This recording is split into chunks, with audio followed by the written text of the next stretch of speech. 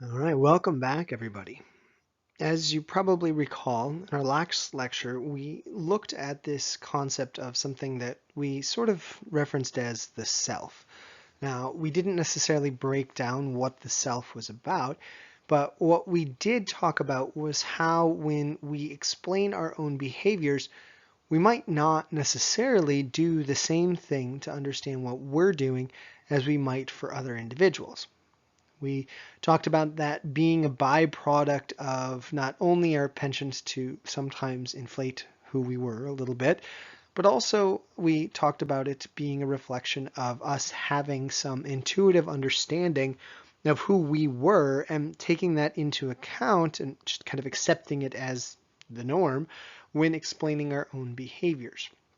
Well, this idea leads to a really interesting question, and that's the idea of, well, how do we know about who we are? And this is what we're going to be getting at in today's lecture, this idea of something that we call the social self. Now, to understand the social components to this idea of the self, what I thought we'd do in this lecture is start off with an activity. In this activity, what you're asked to do is pretend that you're about to meet a new instructor for the very first time. Let's say you're about to have a one-on-one session with me and you've decided you'd like to tell me some things about yourself before the meeting. What are some of the things that you would tell to me? If you've got a chance, write down some of these things and we'll reflect back on them a little bit later. If you just want to think about them, that's fine as well. But after you're done doing that, I want you to imagine another hypothetical scenario. Let's say you're about to go out on a date with a stranger. Maybe it's an online date or a blind date or whatever you want to envision. And you again are asked to present some information about yourself to this person. What would you now say to this person that you're about to go on a date with? Would it be the same things? Would it be something different? Would you present yourself in a different way? And what exactly would you try to tell this other person and want them to know going into that first date? Again, if you want to write this down, great. If you just want to sit here and think for a second about it, that should suffice as well. But when you're done with that, let's explore how this relates to social psychology and this topic of what we call the self. Now, many of us might think that activity was not necessarily that game-changing, but there are a lot of people in social psychology that would contest that assessment. They argue that it's really important if we want to understand our social behavior that we understand how you define who you are. And social psychologists are not alone in this stance. If we look at our history, what we see is numerous cultures really stressing the importance of the self. In fact, there was a famous statement in many Roman buildings, "Gnothi Soton." I believe it was the Romans, maybe it was the Greeks. I always get that mixed up. But anyway, this term, "Gnothi Soton," was over many buildings in Italy for centuries, and I believe in Greece as well. And this term, this phrase, was essentially translated into this statement, "Know thyself."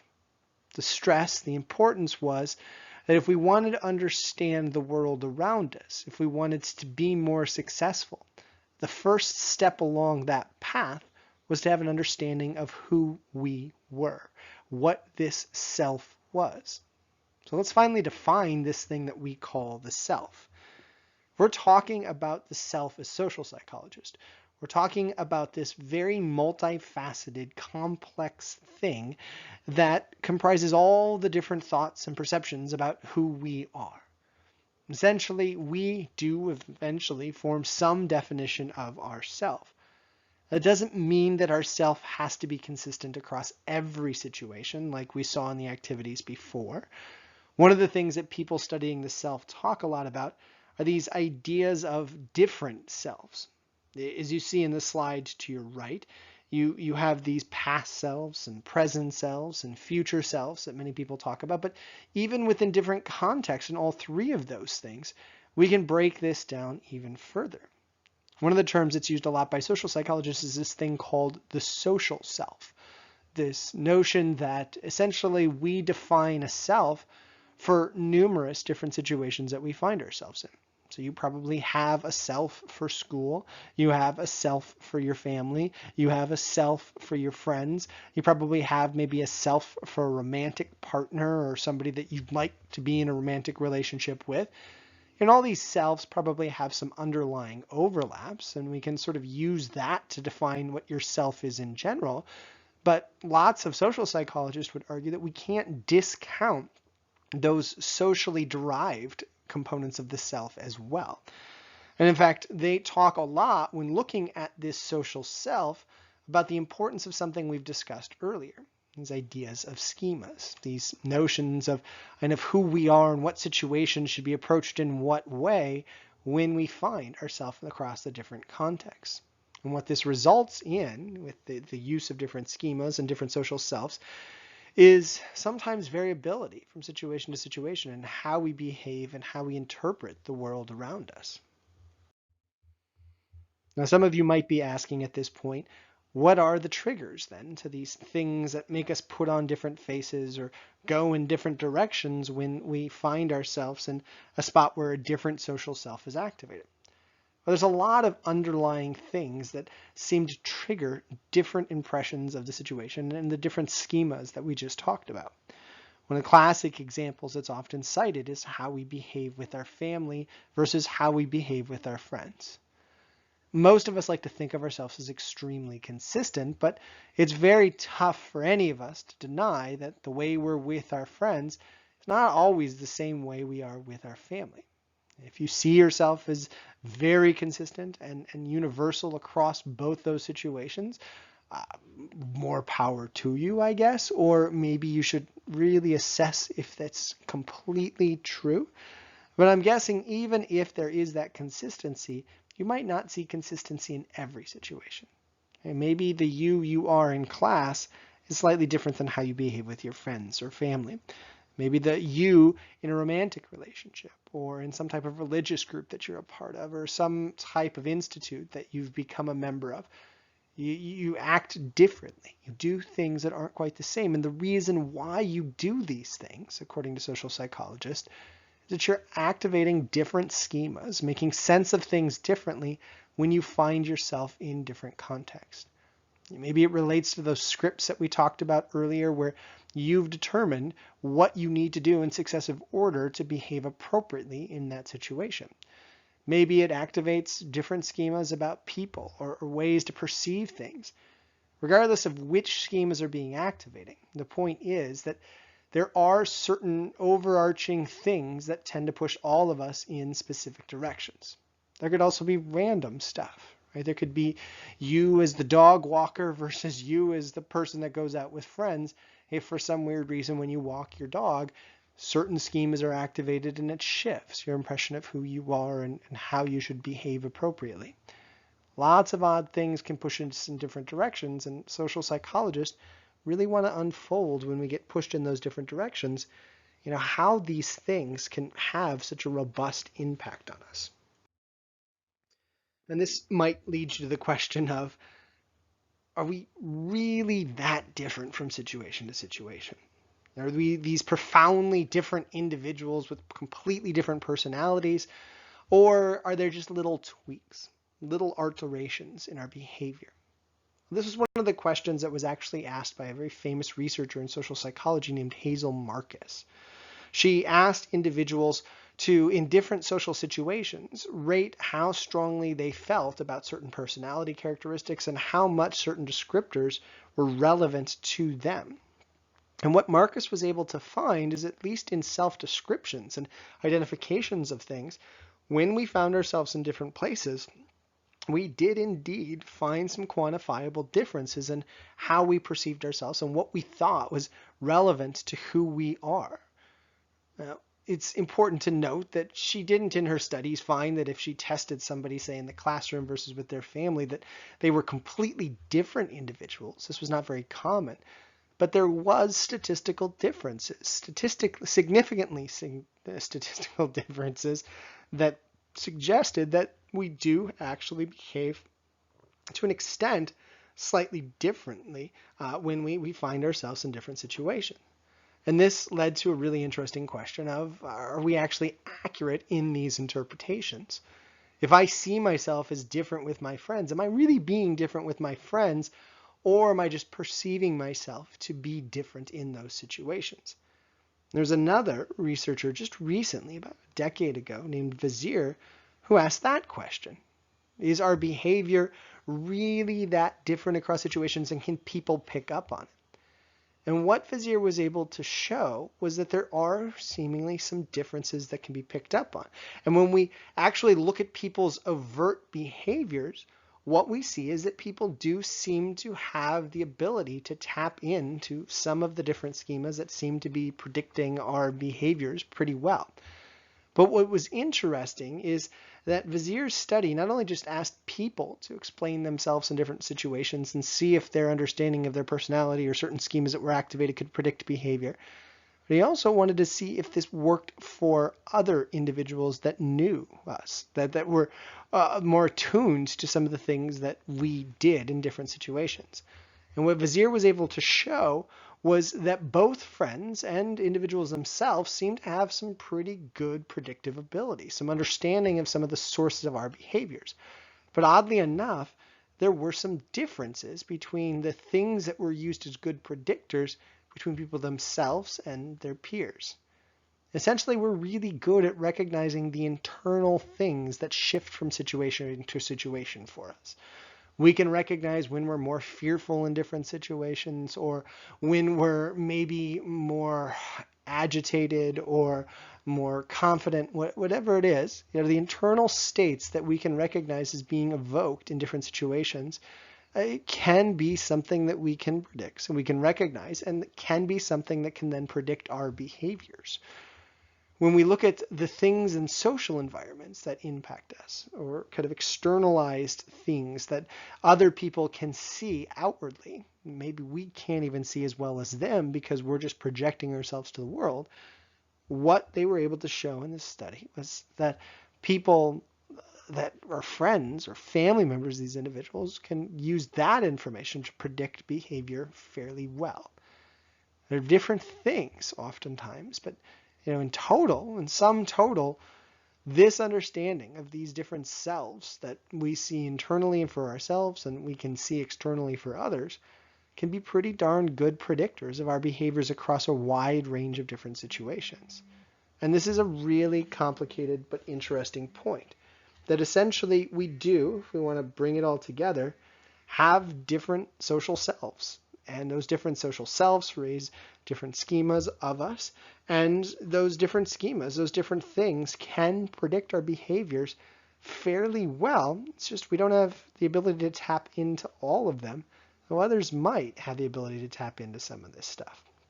Now, are we completely different? Probably not. But there's enough difference for us to be able to, as researchers, verify that there are quantifiable changes that we undergo when we put ourselves in different situations. Now, this recognition that our peers, those around us, essentially our social world, can get a sense of who we are and use those things to predict our behaviors leads to a really interesting question. And that's whether or not those social individuals, those people in our environment, aren't only triggering us to raise new schemas and decide to behave differently, but whether or not they can also impact the formation of schemas and recognize who we are in different ways. Now, there's a number of different theories that have been presented over the years to suggest that friends and peers go beyond just providing us a chance to make sense of who we are. They might actually provide to us those mirrors that we need in order to understand ourselves better. One of the terms that you'll sometimes hear discussed by social psychologists is this idea of something called reflected self-appraisals. This notion that in social environments, we can potentially tap into our thoughts and emotions and things that might explain why we're doing things that can give us insights to who we are. But oftentimes, what we might also do to understand ourselves is just look at our behaviors in those situations, linking those to the thoughts and emotions and other things that we at least think we were having at those moments, And we can often use those to give us a better sense of who we are in those different social contexts. In essence, it's saying that the way others see us can impact the way we see ourselves.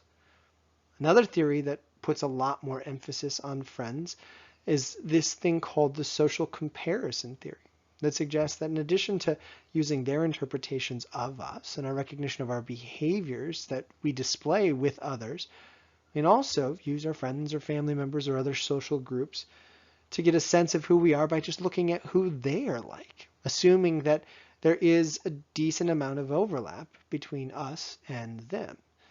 But this social comparison theory also surmises that while we're doing that, what we also do is gauge how much or less of something we possess by comparing ourselves directly to them, not the population as a whole. And this can bring up some really interesting effects. It can get us to sometimes overestimate our penchant for something or underestimate our penchant for something due to our friends or people that are around us that we're using to form that sense of self in the first place. You might see somebody who's pretty good at sports with their friends and peers who are maybe not that athletic to begin with, getting this overestimate of how athletic they actually are. Or you might see somebody who's a part of a very shy group that likes to take the lead and charge and talking, who suddenly thinks of themselves as a social butterfly because, well, in comparison to their peers, they're much more social. There's a lack of usually recognition for many of us to understand where the groups we're with lie in the grand scheme of things on a multitude of different traits. So instead, we just assume our group is fairly average on everything and then just compare ourselves to others within that group to gauge where we're at on some certain mechanisms. And it can result in some really odd effects, like the ones we talked about, or ones that really frustrate educators when you have kids at very competitive schools struggling and thinking of themselves as horrible students or incapable of learning simply because they compare themselves to their extremely advanced peers and don't see themselves quite at their same level, so they just assume they know nothing or they're incapable of doing things. This is a common trend with many people in the upper and lower echelons when they start comparing themselves to their peers. There's some implicit recognition that their group that they're a part of is different, but it's very tough when assessing the self to truly tease that apart to the extent where you can get an accurate assessment of who you are. So looking back on this slide, just understand that what we do with our peers, those social situations that we're trying to assess ourselves on, is not just gauge how we're feeling around them and what that tells us about who we are. We're also gauging what we do with them, and we gauge how our behaviors within the group and can kind of give us more information about where we're at on specific mechanisms, high or low on some dimension or characteristic. So this then leads to the question of, if we do have these malleable selves that pop up in different situations, how consistent are they? And are we 100% comfortable with these inconsistencies? This idea of what we sometimes call situationism in the self is something that's been explored by numerous researchers over the years. They don't only try to understand the different selves that we display in different situations, but how we're comfortable with this and how in tune we are with the differences that we display across different situations. And what we've seen when looking at these things called working self concepts is that most of us have sort of an intuitive sense of our behaviors that change across different situations and the situational impacts that affect it. But whether or not we're comfortable with it is slightly dependent upon where we come from. In our Western culture, in the United States and Europe, there is a big push by many individuals to define themselves as what we call an independent self. This self is thought to be kind of devoid of situational impacts and consistent across a wide range of different situations. An East Asian or collectivist society, they often define themselves in what we call interdependent terms, highlighting the importance of different social factors and cues that can very strongly dictate what we do from moment to moment. For those interdependent or East Asian society cultures, most of those individuals are perfectly okay with this working self model and with identifying the different working selves that are evoked in different situations, attributing many of their behaviors to those social factors. But in our independent Western or US society, this doesn't necessarily align with our interpretations of how the self should be defined. With our insistence that we can rise above the situation and our own thoughts, our own actions are kind of a byproduct of who we are, and we're going to be consistent across a wide range of situations. When we recognize this working self concept, when we recognize that we are different across different situations, we don't always embrace that. And what it can cause is a lot of discomfort when we recognize or are forced to kind of identify situations where there's different selves that are playing a role in our life. One of my favorite episodes to kind of highlight our frustration with this on television that I ever covered, how we really struggle in the United States to deal with the different people that we are across situations, was a classic Seinfeld episode where one of the main characters named George got very upset when his girlfriend was about to meet, I believe it was his friends. And his argument was that who he was with his girlfriend was very different from who he was with his friends. And if those two worlds were ever to collide, it would be chaos for him because he wouldn't be able to keep things straight. You know, there's this discomfort that's often felt in our independent societies in those exact situations. It might be uncomfortable for you when you're around your friends and your family members at the same time, or when you're, say, at church with a friend or something along those lines, because you recognize at that moment very clearly that the situation does have a big impact on you. For people in East Asian societies, it's not that they're necessarily going to have everything aligned when they find themselves in those situations, but they can recognize they're more kind of embracing of the power of the situation, so it doesn't create that same amount of angst. And what's really interesting in numerous studies that we've looked at is that this seems to be a learned thing that seems to kind of impact our perceptions as we become more acculturated from one group to the other. Numerous studies have shown that kids that moved to the United States coming from a collectivist society, slowly in their descriptions of the self and their comfort with inconsistencies, become more and more what we would call westernized in their perceptions of the self and their descriptions of others and kind of their comfort with their disparate behaviors that are displayed in different situations.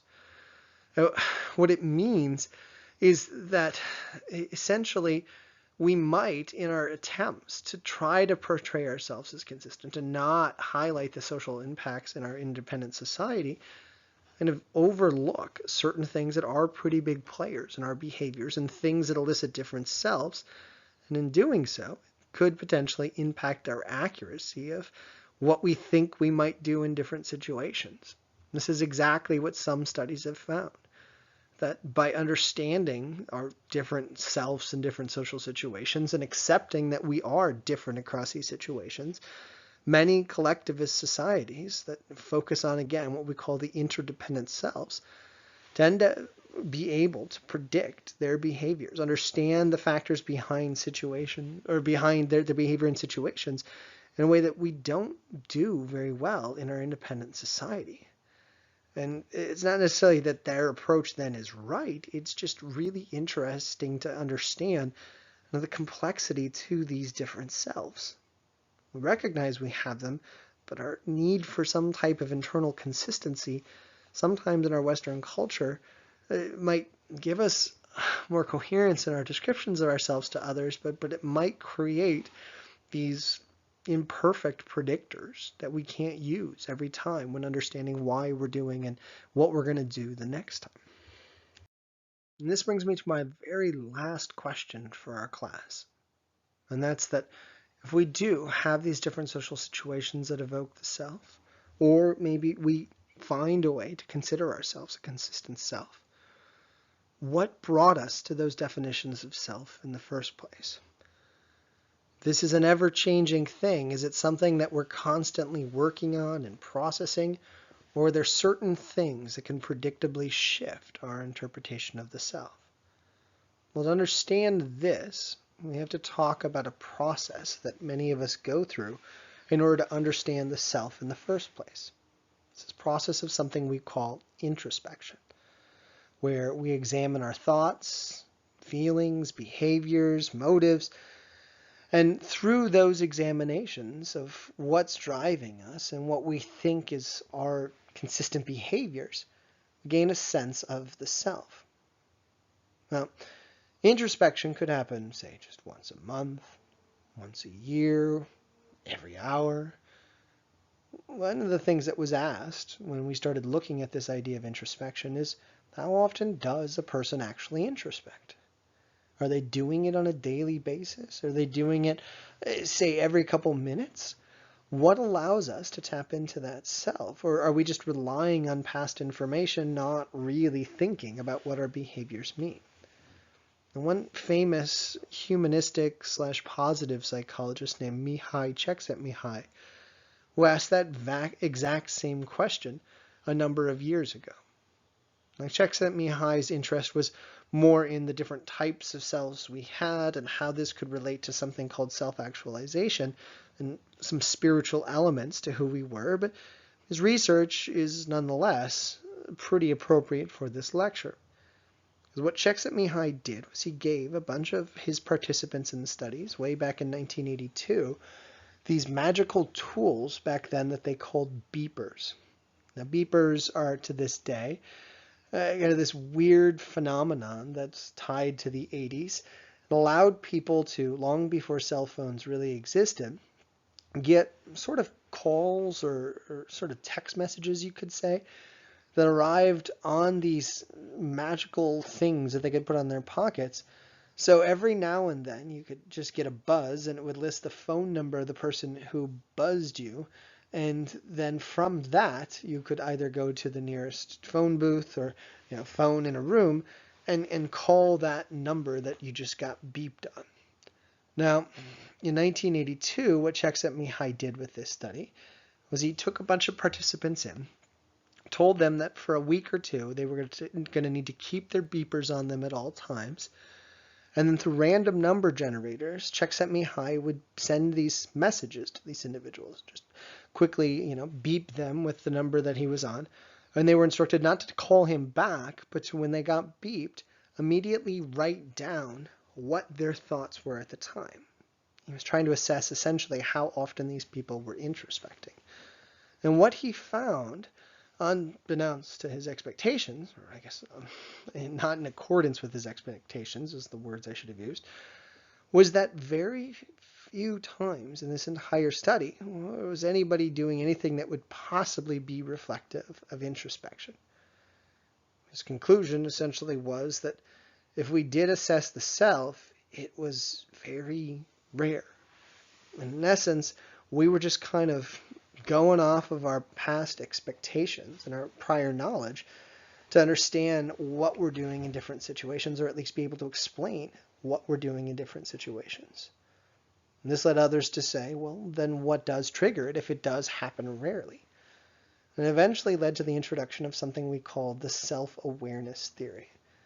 This notion that we only introspect when we're asked to introspect, when attention is sort of put on us and we see ourselves in that mirror, in that position where we really do have to ask, who am I? Now, this self-awareness theory has been tied to many things. One of my favorite examples of this is when people are essentially drawn to see themselves, and in doing so, tend to start displaying behaviors that are a little bit more in accordance with their own perceptions of the self.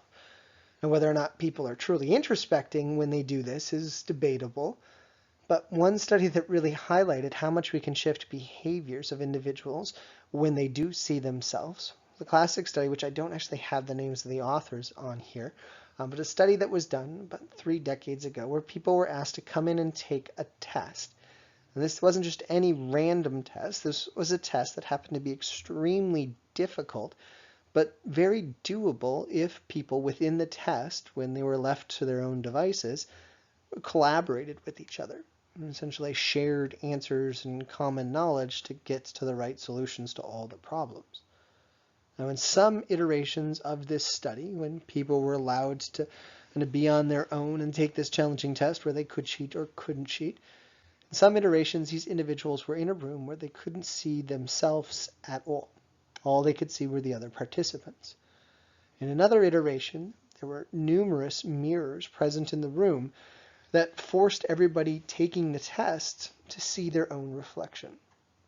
And what they were able to find in this study was that cheating rates dropped significantly when people were in this room where there were a lot of mirrors. Maybe a few individuals contended that the mirrors were maybe one-way glass and that people were being observed while they were taking it, and that's why they behaved the way they did. But most researchers, when looking at this data, have concluded that this was actually a great example of the self-awareness theory in action. These individuals, when the mirrors were present, were forced to kind of look at themselves, assess their opinions about things like cheating, and in doing so, they tried to find a way to align their behaviors more with the perception of who they were. Now, it's also important to note that others have kind of built off of this to show that, like we talked about before, other things might be triggered across different cultures. There's a researcher named Cohen who not 2 decades ago, but a decade and a half ago, ran a study that showed that in East Asia, having a mirror placed in front of somebody wasn't nearly as effective as having a very close member of, say, the family or a close friend in the presence of the other person had on kind of the behavior with respect to cheating or acting in accordance to the perception of the self. In essence, what Cohen was able to find was that introspection happens for people in these collectivist societies. It's just, well, something that evokes it much stronger in this case is the social situation. But regardless of what's evoking it, what we see is that we introspect very little in life. And it's usually not until something from the moment spurs on this introspection that we start to understand who we are. Now, this idea of understanding who we are, making sense of all the complexity to us, is where we're going to end this lecture. But we're certainly not done with this idea of the self yet. What we've done here is essentially lay the groundwork for what it is we do to kind of come up with some definitions of who we are. But we haven't yet covered what this does to our behaviors. And we haven't talked about how this impacts our decisions to do things in different situations. That's what we're going to be focusing on in our next class. For today, thank you for listening. Hope you enjoyed the material, and I'll see you very soon as we continue this journey into the self. Take care all.